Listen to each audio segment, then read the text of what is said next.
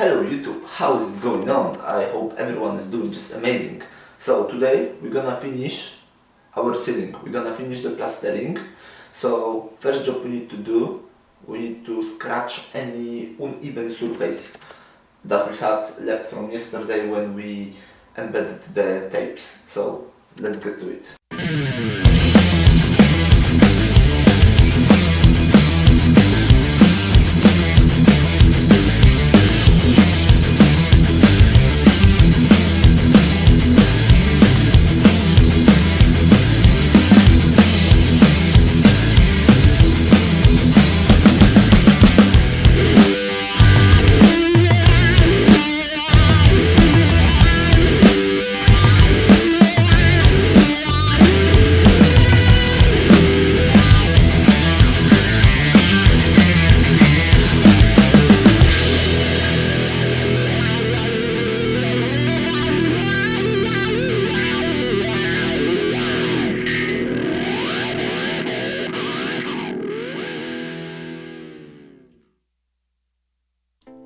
As for any building job, the preparation of the surface we're gonna work on is the key for nice finish.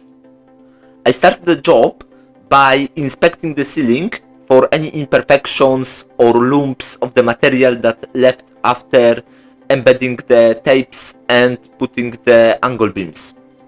Anything that will prevent me from applying nice thin layer of skim coat, I scratched out with the spatula. By the way, for the viewers who are based outside the UK that I'm currently living in, you need to know that most of the plastering job in UK is done with the plastering compound called Twistle Multi-Finish. Even if you are experienced plasterer who are living outside the UK and you never deal with Twistle Multi-Finish and you will give it a go, I bet you will fail miserably, as the application of it is quite difficult. And also, once it's cured, it's really hard, so the sanding is pretty much impossible. I'm not a big fan of Twistle Multi-Finish. I tried to plaster with it, however I failed miserably, so I like to use different compounds. The one I'm using in this video is called Make Good.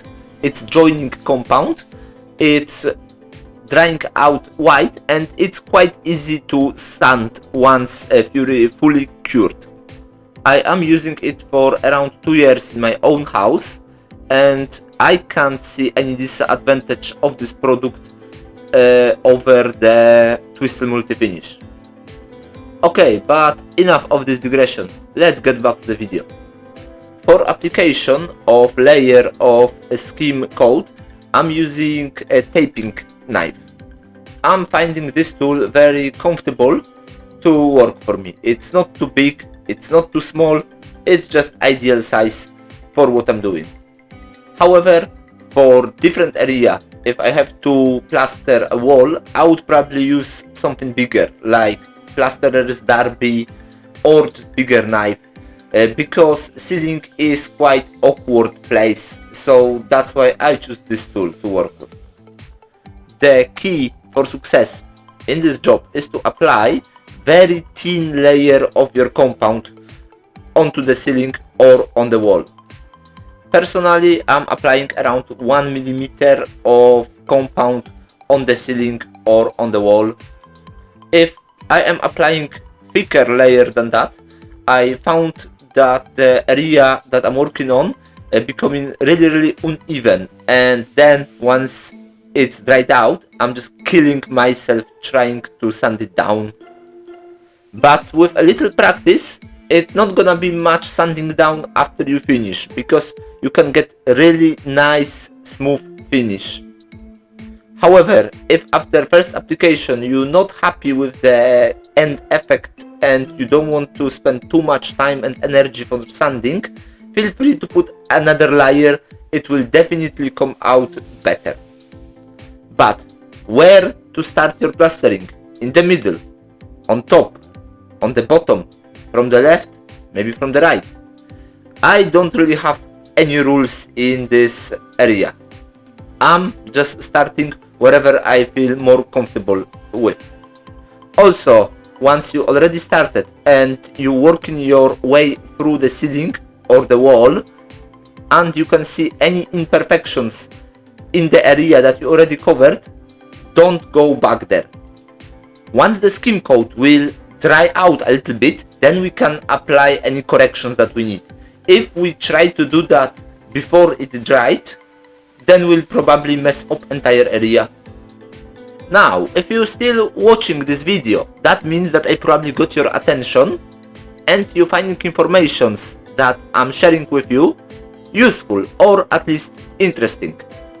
In this case, I would like to ask you to like this video and subscribe to my channel, as this will motivate me to provide more quality content for you in the future. Thank you. Okay, but is all that work really necessary? And the answer is, it depends.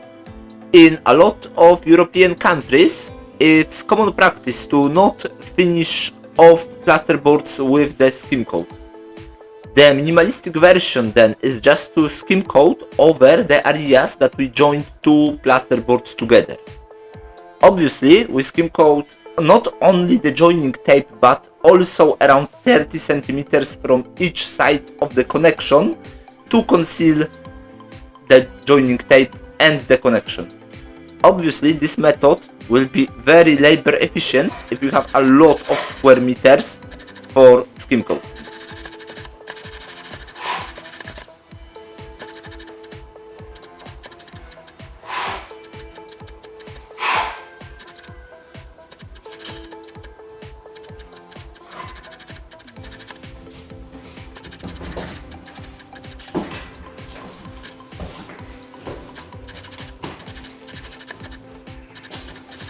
Okay, so plastering finished for today, job done. Thanks for watching, and as always, see you in another episode of completely unprofessional DIY show.